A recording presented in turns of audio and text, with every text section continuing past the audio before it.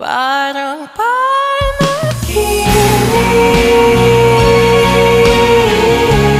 bakit ating kapiling? Huwag kang tumingin sa'kin, ako'y nahuhuli. Ako'y nahuhuli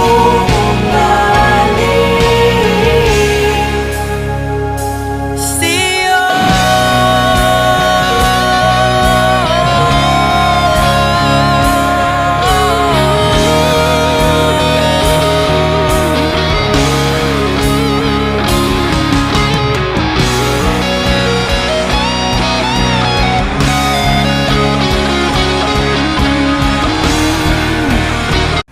Hello guys, so yan pala guys, no, nakita ko siya kanina na nandyan, yan o, nakahiga lang yun dyan siya guys, parang alam mo yung lalim-lalim ng iniisip niya, tapos nagsasalita yan siya dyan guys, tapos naririnig namin ito sa kabila na about money, siya fucking money, o ganun siya guys.